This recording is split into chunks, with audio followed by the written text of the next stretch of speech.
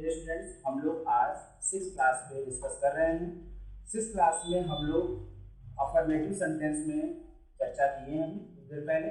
अब हम लोग इसकी 6th क्लास में लोग किस पर चर्चा कर रहे थे कुछ देर पहले? Simple past tense. Okay, simple past tense का अफर्मेटिव सेंटेंस पे हम लोग डिस्कस कर चुके थे। अब हम लोग चलिए नेगेटिव सेंटेंस पे डिस्कस करें। सबसे पहले हम देखिए आपको फॉर्मेट बताने जा रहे हैं। Subject was, were, then not, then complement। ध्यान दीजिएगा, subject was, were, then not, then complement। ये नेगेटिव सेंटेंस है। एग्जांपल देख लीजिए। वह घर पर नहीं थी, वह घर पर नहीं थी। लड़की है तो यहाँ ये सब्जेक्ट हो गया सी। हमने बताया था ही, सी, इट, किसी का नाम आ जाए, दिस, दैट या दी, इनके साथ हेल्पिंग वर्ब क्या लगेगा? वाज लगेगा। तो यहाँ सी है तो सी के साथ हेल्पिंग वर्ब क्या लगेगा? सब्जेक्ट उसके बाद हेल्पिंग वर्ब वाज लगेगा। सी वाज, वह थी, कहाँ पर थी? घर पर। लेकिन इसमें नहीं लगा है तो तुरंत हेल्पिंग वर्ब के बाद क्या लग जाएगा? नॉट लग जाएगा। वह नहीं थी, कहाँ पर नहीं थी? घर पर, एट होम। अगला देखिए, नेक्स्ट एग्जांपल।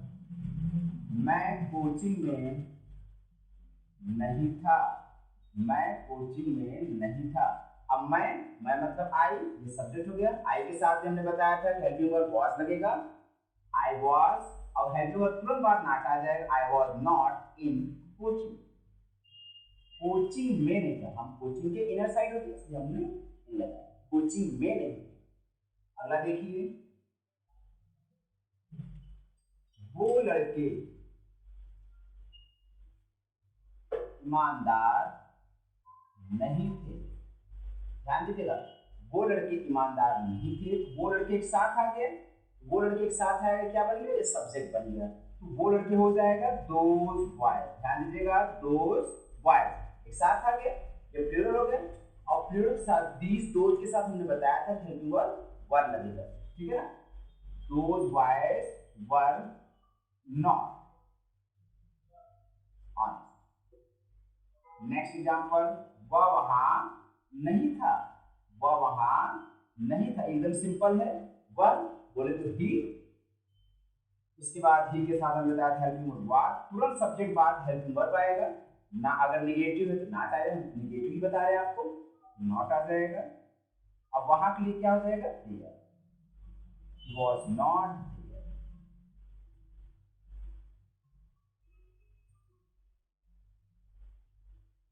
बच्चे घर पर नहीं थे। ध्यान दीजिएगा, बच्चे घर पर नहीं थे, बच्चे प्लूरल हो जाएंगे, बहुवचन हो जाएगा चिल्ड्रन। उसके बाद वर, बच्चे बहुवचन है इसलिए यहाँ वर लगेगा, चिल्ड्रन वर नॉट। अब कहां पर नहीं थे? एट।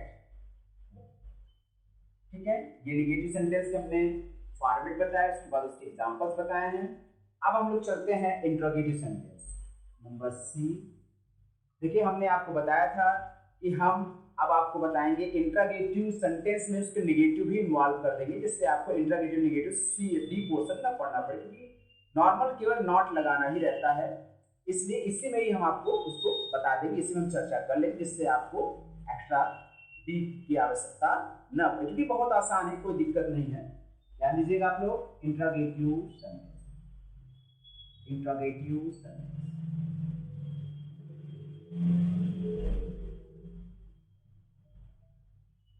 ध्यान दीजिए, when interrogative word, क्या word? be before of subject।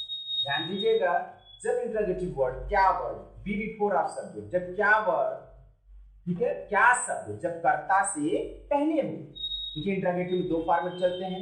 एक, जब क्या शब्द कर्ता से पहले हो, उसके जगह हम हेल्पिंग वर्ब उस टेंस के अकॉर्डिंग रखते हैं। अगर टेंस जिसमें होगा उसी अकॉर्डिंग हेल्पिंग वर्ब लिखा जाएगा और वो भी कर्ता के अनुसार लिखा जाएगा। कर्ता एक वचन है तो एक वचन का हेल्पिंग वर्ब लिखा जाएगा, बहुवचन बहुवचन का। और सेकंड फॉर्मेट इसका जाता है जब प्रश्नवाची शब्द बीच में हो।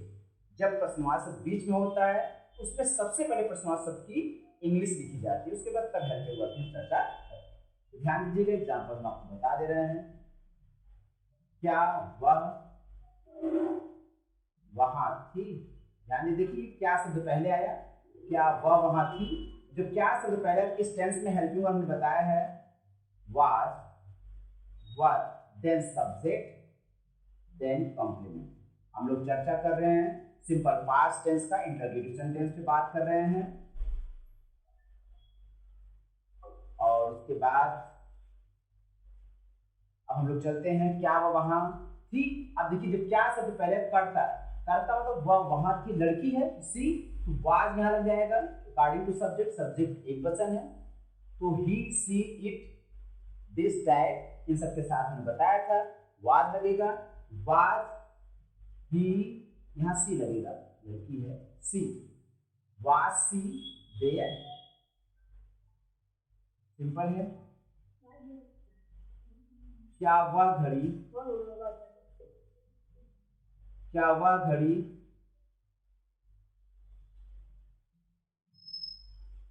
आपकी थी? क्या वह घड़ी आपकी थी? अब ध्यान दीजिएगा, वह क्या वह घड़ी, फिर वही दैट आया या फिर हेल्पिंग वर्ब वाज लगेगा। क्या की जगह क्या लगेगा, हेल्पिंग वर्ब लगेगा वाज,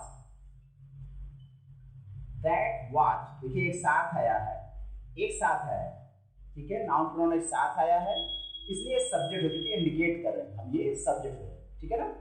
तो दैट वाच हो गया, वाज दैट वाच यू। अब ध्यान दीजिएगा इसमें हम एक दो एग्जांपल नेगेटिव का भी दे, इंट्रागेटिव नेगेटिव मिक्स करके दे रहे हैं जिससे आपको वो भी समझ में आ जाए। इसी में ही क्या आप ईमानदार नहीं थे? एकदम आसानी से। तो ध्यान दीजिएगा यहाँ यू आ गया, यू के साथ में वर लगेगा, यहाँ क्या की जगह क्या लग जाएगा, वर यू। अब सब्जेक्ट में तुरंत नॉट आ जाएगा, नॉट, ठीक। उसके बाद ये कॉम्प्लीमेंट आ, ठीक है ना, सब्जेक्ट बाद नॉट है। जब इंट्रागेटिव नेगेटिव आएगा तुरंत सब्जेक्ट बाद नॉट आ जाएगा। क्या वह लड़की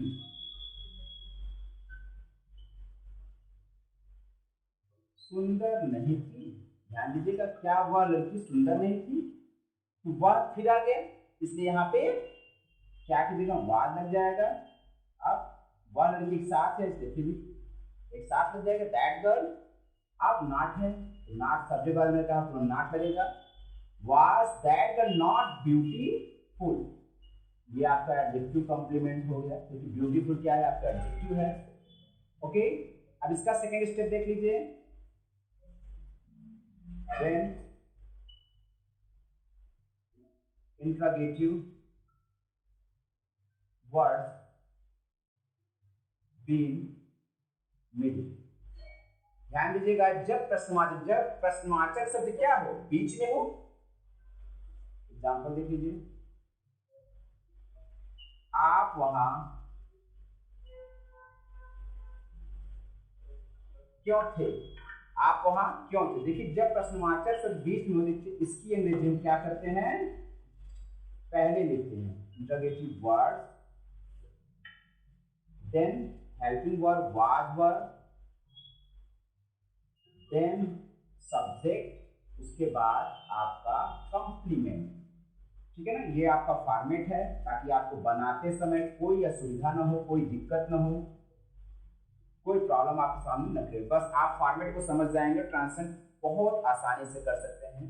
और जब आप आसानी से करने लगेंगे तो फ्रेंकली आप बोलने की भी हैबिट डेवलप हो जाएगी। तो बेसिकली पहले क्या होता है, हम पहले बेसिक चीज़ों को जाने अच्छे से, ताकि स्पीकिंग हमारी अच्छी हो, जिसमें कोई रुकावट न पैदा हो, बोलते समय इंटरप्शन नहीं होना चाहिए। आगे देखिए, आप वहां क्यों थे? ध्यान दीजिएगा, सबसे पहले इंटरोगेटिव वर्ड्स व्हाई, उसके बाद according to subject helping verb you है, यहाँ वर हो जाएगा व्हाई वर यू देयर, ठीक है।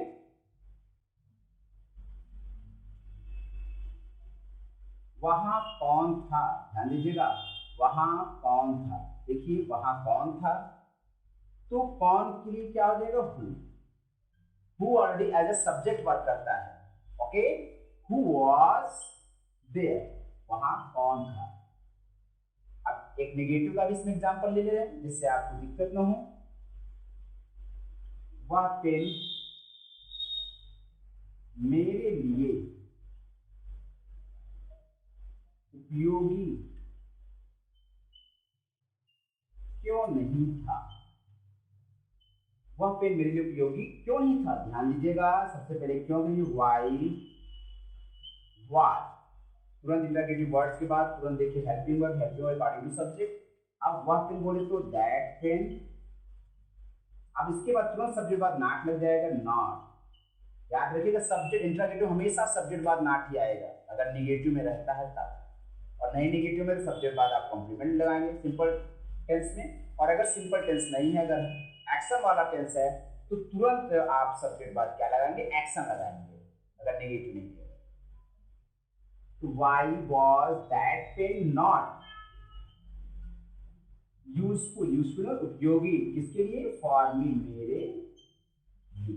ठीक है, तो हमने इस पे आपको चर्चा बताया, किसके बारे में बताया, नेगेटिव और इंटरगेटिव और अफर्मेटिव किस टेंस की बात कर रहे थे, सिंपल पास्ट टेंस की। हम लोग सिंपल पास्ट टेंस पे चर्चा कर रहे थे जिसमें हमने आपको बताया सिंपल पास्ट टेंस पहचानने का तरीका है।